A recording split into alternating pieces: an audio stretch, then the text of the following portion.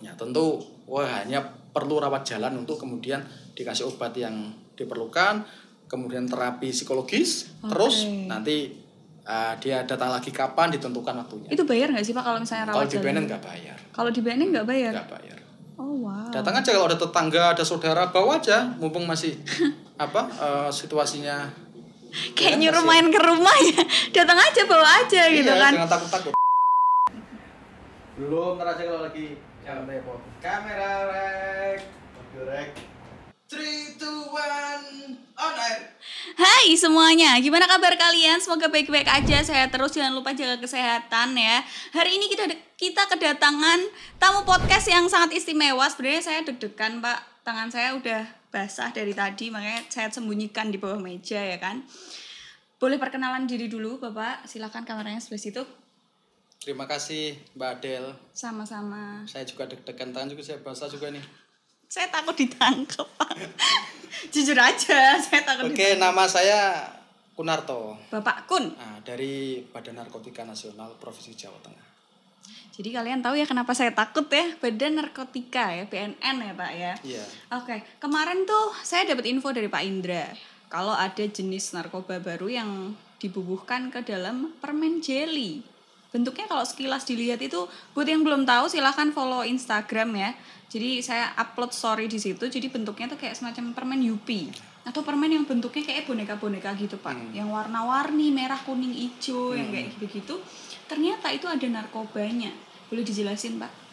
Ya Adel, jadi lagi rame ini memang dibahas di banyak media, di TV, di berita online sejak kemarin. Karena pada hari Senin minggu lalu, tanggal 26 Oktober itu kita mengungkap satu kasus yang memang ini perlu kita jelaskan ke publik karena cukup menarik. Jadi ada informasi dari Bea Cukai yang kita lakukan pendalaman. Jadi ada paket dari Amerika, negara bagian Illinois. Paket tertujunya ke Pekalongan, Kecamatan Kajen. Jadi dari kantor pos. Nah, kemudian kita lakukan penyelidikan awal, kita cari rumahnya, cari orangnya, ketemu semua. Iya, calon penerima paketnya itu. Nah, pada hari Senin itu kemudian paket diantar oleh petugas pos dan setelah diterima oleh yang bersangkutan kemudian kita lakukan penangkapan. Tapi penerimanya tuh maksudnya emang sengaja tahu itu ada narkobanya? Tahu, dia tahu karena dia sudah lama juga menggunakan. Akhirnya tertangkaplah itu. Akhirnya tertangkap setelah dibuka di depan orangnya sendiri yang membuka karena itu prosedur ya, harus orangnya sendiri yang buka. Kemudian disaksikan oleh ketua warga sekitar. TRW gitu ya Pak. Ada semua dokumentasinya. Nah, itu ternyata ada 2 jenis. Yang satu adalah dalam bentuk permen 2 pak warna-warni, cukup menarik karena tertulisnya juga untuk anak-anak gitu loh, kids kan ya. Jadi seperti yang beredar di tempat kita. Nah, itu setelah kita lakukan tes secara laboratoris, itu ternyata mengandung THC. THC itu tetrahydrocannabinol. Nah, itu senyawa utama yang terkandung di tanaman ganja. Nah, tadi ada 2 saripati atau intinya ya, saripati dari ganja lah kira-kira gitu. Sarinya dari ganja kemudian dibubuhkan ke permen itu. Yang dia ada di dalam permen itu. Jadi ada di dalamnya memang gitu loh. Emang berarti udah dicampuran ya, Pak? Nah, prosesnya kan kita nggak tahu ya. Apakah dibubuhkan ataukah memang dibuat seperti itu. Tetapi secara laboratorium jelas dia mengandung THC. Gitu. Nah, THC sendiri kan dulu tidak masuk dalam golongan narkotika, tetapi sejak tahun 2018 ada peraturan Menteri Kesehatan nomor 50 itu yang menggolongkan THC sebagai bagian dari narkotika golongan 1. Golongan 1. Tadi ada 2 paket, yang satu permen, yang satunya? Yang satu itu liquid.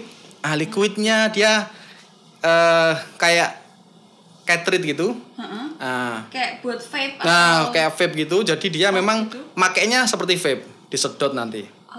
Dibakar dan berasap disedot. langsung gitu. Ya, pasti berasap. Berarti bener-bener kayak vape atau pot gitu ya? Iya, persis. Itu dia jelasin nggak sih Pak, makainya tuh apakah dicampur atau cuman Langsung ya. Jadi yang vape juga langsung diisep, yang permen itu langsung dimakan. Jadi untuk bisa merasakan sensasinya, kata dia butuh 8 sampai 10 permen sekali makan. Sekali makan. Nah, kalau dimakan 1 atau 2 belum kerasa katanya. Itu untuk dia yang udah pernah pakai mungkin. Iya. Kalau orang awam mungkin 1 udah kerasa Iya, kayak. iya. Ya nggak tahu juga Ya, saya. seperti saya mungkin kerasa. Wow. Terus kalau prosedur tadi kan dapat info dari Bea Cukai. Nah, kalau dapat info gitu apakah langsung BNN bergerak dan langsung kayak oh ini pasti narkoba dan ini pasti penerimanya udah pernah pakai atau gimana prosedurnya gitu gimana Pak? Bisa Jadi dijelasin nggak? informasi itu kan namanya informasi, bisa benar bisa salah. Maka perlu kita tindak lanjuti, kita perdalam. Banyak sekali informasi itu, tapi tidak semuanya kemudian benar. Makanya kalau ada informasi kita tidak cross check dulu, tindak lanjuti, kita selidiki orangnya mana, rumahnya mana, kemudian apakah benar barangnya ini mengandung narkotika, apakah benar penerima ini tahu kalau bahwa ini adalah paketnya dia, jangan-jangan dikirim orang lain dia nggak tahu. Nah, kan jadi. Itu semua kita lakukan sehingga setelah fix baru kemudian dilakukan penindakan. Jadi menarik sekali kalau yang permen itu karena kalau dari waktu ke waktu itu kan macam-macam sekarang pengembangannya ya Pak. Dulu brownies ya kan. Kalau brownies itu juga infonya. Iya, kebetulan itu juga saya yang mengungkap, kita BNN bersama dengan kepolisian. Nah, itu awalnya hanya informasi paket ganja kecil 6 gram saja dari Makassar waktu itu paketnya ke arah Jepara. Nah, kemudian kita ikuti, kita tangkap di Jepara, ternyata setelah penangkapan diterima orangnya, kita geledah rumahnya, nah ternyata ada alat-alat pembuat kue. Nah, kemudian kita curiga ini apa maksudnya. Awalnya dia nggak menjelaskan, tetapi naluri petugas kita bahwa itu ada aluminium foil ya. Ini sepertinya tidak beres. Nah, setelah kita sepertinya bukan kue biasa setelah kita brownies nggak pakai itu. Kita cross check lagi, kita perdalam lagi, ternyata ganja yang diterima itu, jadi dia sebelumnya sudah nerima juga nih dari beberapa tempat kan. Itu diolah menjadi brownies dan cookies. Nah, itu setelah jadi satu loyangnya dijual 400 ribuan. Secara online juga, Instagram, ke Jakarta, ke Bandung, tapi ke Semarang. Tapi orang-orang yang beli tahu kalau itu mengandung. Tahu. Memang sepertinya sudah komunitas ya. Oh, itu akhirnya terungkap, akhirnya udah hilang Pak. Terus sekarang berkembang lagi jadi permen gitu ya. Permen. Ngeri. Nah, kalau barang-barang bukti yang dikumpulkan gitu tuh biasanya disimpan. Gudangnya BNN tuh segede apa Pak? Ya, jadi gini. Ini yang juga masyarakat perlu tahu ya. Nah, masyarakat tuh pasti akan orang negative thinking gitu loh. Berpikir itu jangan-jangan dijual lagi atau dipakai sendiri gitu ya. Jadi di undang-undang kita, Undang-Undang Nomor 35 Tahun 2009 tentang narkotika itu ada ketentuan memang yang mengatur bahwa narkotika yang menjadi barang sitaan apapun jenisnya, setelah dia mendapat ketentuan dari kejaksaan bahwa itu benar barang narkotika, barang sitaan, itu 7 hari setelah itu harus kita musnahkan. Pemusnahannya menggunakan alat khusus insenerator. Dia dibakar di dalam alat khusus dengan suhu derajat di atas 600 derajat. Itu asapnya nggak kemana-mana kan ya Pak? Dia pakai cerobong tinggi sekali. Jadi kita ada alat itu bisa mobile juga, dibawa ke, kadang dipinjam instansi lain. Bisa mobile juga? Iya, dia kan dalam bentuk mobil gitu. Nah, itu wow. memang harus kita musnahkan, dan pemusnahan itu ketat sekali prosedurnya. Jadi harus disaksikan oleh aparat penegak hukum lainnya. Jadi kita acara resmi, barangnya didatangkan di situ. Sebelum dimusnahkan dites dulu sama petugas laboratorium, apakah benar ini narkotika apa tidak. Semuanya akan dimusnahkan. Jangan-jangan saya ganti dengan garam atau apa kan. Dites dulu, diperlihatkan benar dia positif, ini narkotikanya. Setelah itu baru dimusnahkan pakai berita acara penandatanganan semua pihak. Jaksa, polisi, dinas kesehatan, badan POM, semua ada. Kalau pemusnahan itu tuh outputnya apa Pak? Maksudnya kalau misalnya kita bakar kertas kan jadinya abu dan sebagainya. Nah kalau narkoba itu dibakar itu outputnya apa? Asap aja. dia ke atas, terobong ke atas. Oh cuman asap aja. Berarti Iya. kalau setelah memisah kotak itu dibuka berarti emang nggak ada Bersih, apa-apa lagi. bersih. Ya. Wow keren kan? Dulu sebelum punya alat kita buang di toilet. Jadi kita aduk pakai rinso, pakai solar di dalam ember. Nah setelah itu kita buang di toilet. Kenapa kok harus dikasih rinso dan solar? Ya memang biar dia bisa hancur ya, bisa larut. Oh dulu dibuang di kloset. Ya tapi sekarang kita udah punya alat yang canggih jadi tidak perlu lagi. Oke. Jadi terjawab sudah ya pertanyaan kalian yang mungkin menganggap kalau terus barang buktinya kemana dan sebagainya gitu kan. Aman. Oke aman ya, nggak dipakai kok, nggak dipakai, tenang. Terus saya mau tanya lagi nih Pak, kenapa waktu itu pelegalan ganja itu cuma sehari? Karena alasannya apa? Kalau misalnya emang enggak kan ya udah ngapain harus dilegalin gitu. Ya. Jadi ini juga perlu saya luruskan ya Adel, bahwa sampai saat ini tidak ada pelegalan ganja. Oh iya, berita itu jadi begini, pedoman kita untuk menganggap narkotika itu legal apa tidak, atau tanaman atau zat itu sebagai narkotika apa tidak, itu adalah Undang-Undang Nomor 35 tahun 2009. Nah, selama dia masih tercantum di dalam undang-undang itu, termasuk ganja, berarti dia tidak legal. Jadi itu pedoman kita, buku besarnya. Nah, kalau ada kementerian lain yang kemudian membuat aturan yang bertentangan dengan undang-undang tentang narkotika, maka itu tidak dapat dijadikan rujukan. Oh, berarti itu hoax gak sih? Jadi makanya dia tidak bertahan lama karena dia tidak termasuk sebagai aturan yang dipedomani. Oke. Makanya nggak bertahan lama, cuma sehari terus dicabut lagi. Ya. Terus sempat ada berita dari apa Mas LGN kalau ada beberapa negara yang melegalkan ganja. Menurut Pak Kun, kenapa kok Indonesia enggak? Ya, jadi menurut saya semua harus sesuai riset ya, riset. Nah, di Indonesia sendiri belum dilakukan atau belum ada riset dari ya berwenang dalam hal ini, harusnya Kementerian Kesehatan yang melakukan riset bahwa ganja itu bisa dipakai selain untuk kepentingan rekreasional ya. Jadi apakah dia bisa untuk pengobatan? Itu yang paling banyak digembar-gemborkan. Tetapi memang itu perlu dilakukan riset yang sebenarnya. Di Indonesia belum. Di Indonesia belum ada yang mengatur itu, dan secara formal dia memang masih tergolong sebagai narkotika itu. Kecuali nanti undang-undang kita diubah, dia tidak masuk sebagai narkotika dan hanya tanaman biasa, ya boleh-boleh saja orang pakai. Oke, di masa pandemi ini Pak, BNN ini kewalahan nggak? Apakah peningkatan orang yang pengguna narkoba atau bahkan mungkin habit-habit baru yang diciptakan karena corona, atau mungkin ada jenis baru yang diciptakan karena pandemi ini, atau ada seri pengguna edisi corona kayak gitu, boleh cerita nggak? Oke, jadi masa pandemi ini sudah sejak Maret ya sampai sekarang. Di awal-awal pandemi memang kita agak kesulitan ya, karena mobilitas orang dan barang cukup dibatasi sehingga kita tidak bisa leluasa melakukan monitoring. Saya mengalami sendiri ya ketika bulan-bulan Maret ya. Awal-awal ya. Awal-awal sekali ketika orang belum berani keluar.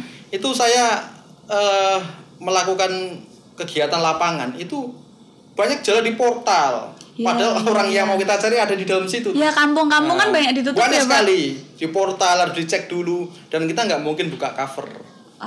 Ya kan. Nanti kalau kita bilang dari BNN ya orang lari dulu kan. Makanya itu kesulitan yang kita hadapi. Tuh, yang kedua, nah karena mobilitas logistik ini juga susah, orang mau datangkan barang juga tidak gampang. Nah itu mereka mensiasati. Pernah kita tangkap di Pekalongan, orang ngambil dari Jakarta dibawa ke Pekalongan, sabu dan ekstasi. Itu dia bawa mobil box, yang untuk logistik dimasukkan di dalamnya. Nah itu kan juga kita nggak bisa mendeteksi ya kalau nggak ada informasi awal. Itu kesulitan-kesulitan yang kita hadapi, dan ternyata memang orang memakai narkotika di masa pandemi ini tidak ada penurunan.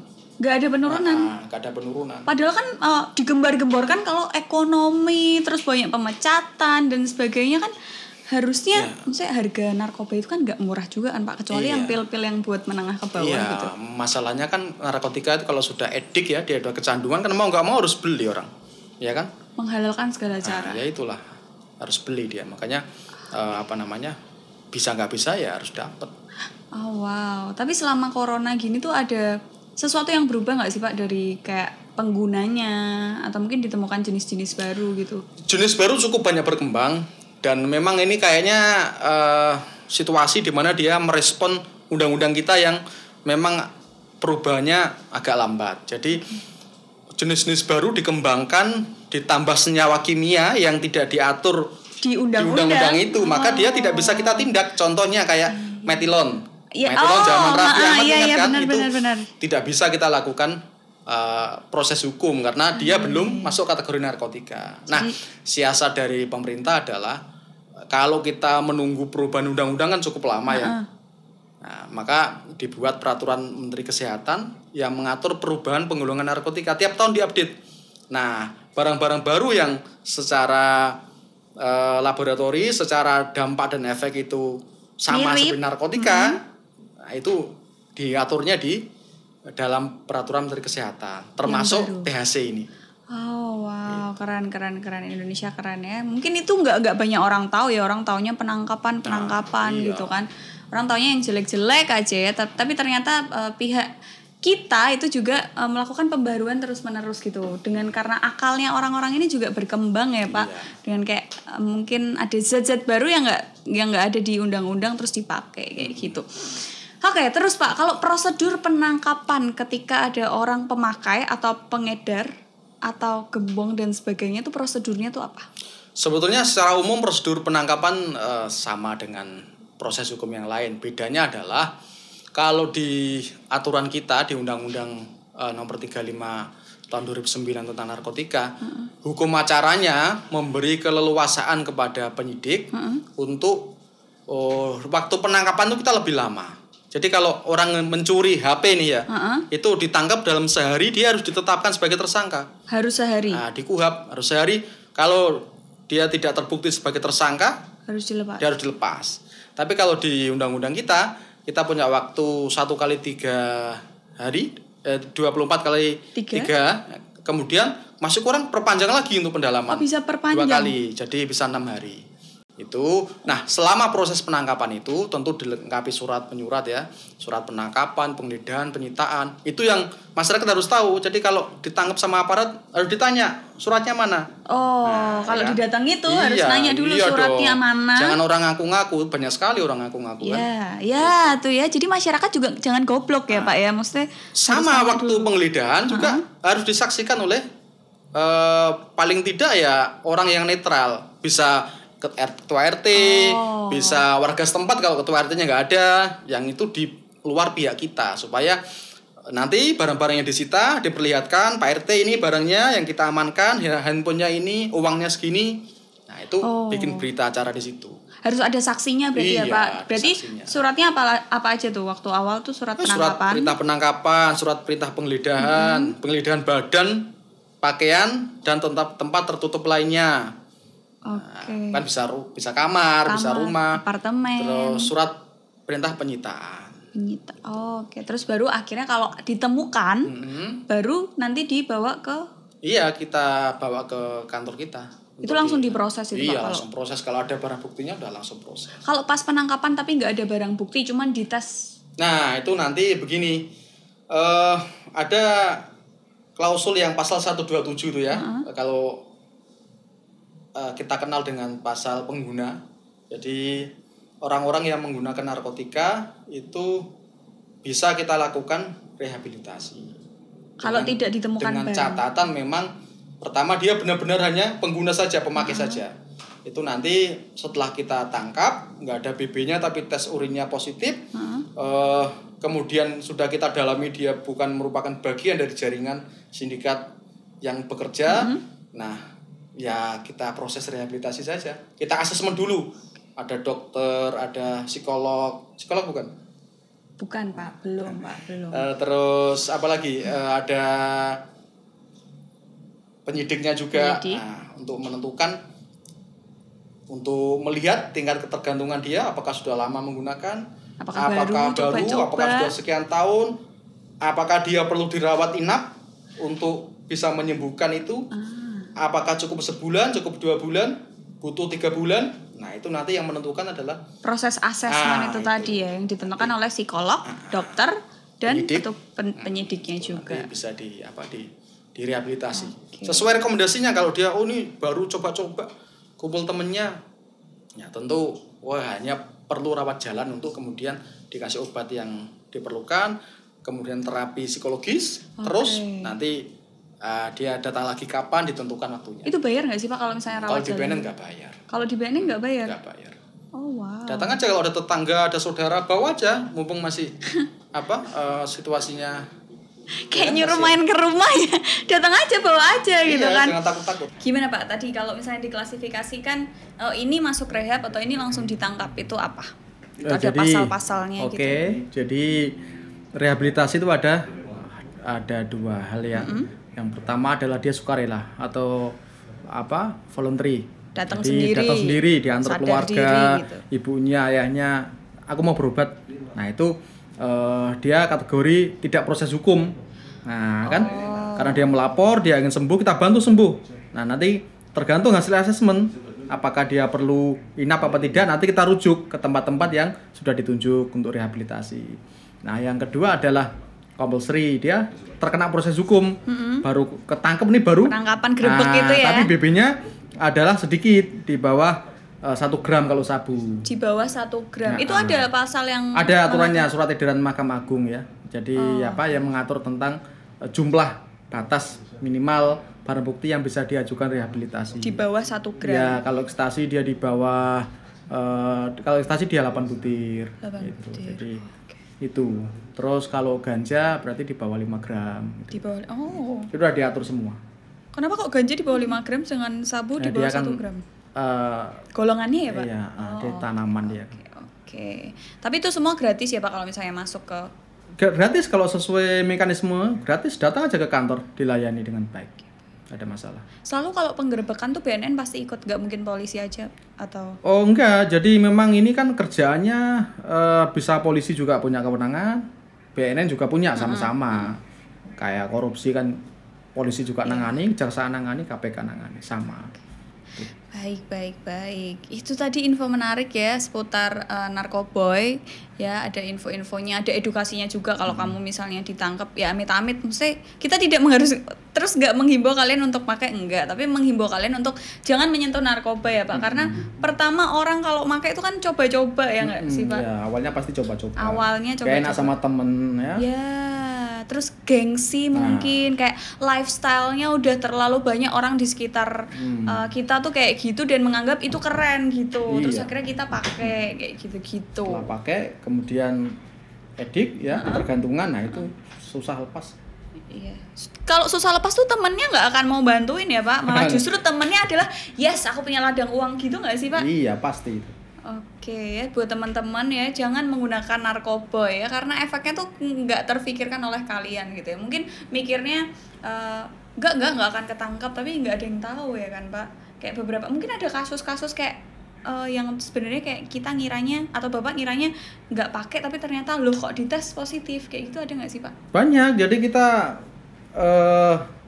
jangan heran kalau orang di sekitar kita juga yang kita kira Baik-baik aja. baik-baik aja ya. Makanya kadang itu kan tersembunyi ya. Orang tua juga nggak tahu, tiba-tiba nanya ditangkap aja sama polisi. Jadi harus selalu waspada, terutama keluarga. Jadi anak-anaknya yang masih muda-muda itu diberi pengertian tentang pergaulan. Ya betul sekali, dan hati-hati memilih pergaulan ya, karena pergaulan zaman sekarang kalau nggak korsa, kowe ra koncoku ayo nyoba ini dulu ya? Kayak gitu-gitu ya, karena kalau corona gini kan banyak, tadi Pak Indri cerita kalau banyak banget istilah-istilah baru tentang wilayah-wilayah pengguna narkoba ini tadi kan Pak. Pokoknya kasus ini sungguh istimewa ya buat Pak Kun. Pesan-pesan untuk orang di luar sana, apalagi yang nonton ini tuh umur-umurnya paling 30 ke bawah gitu. Bahkan banyak yang bocil.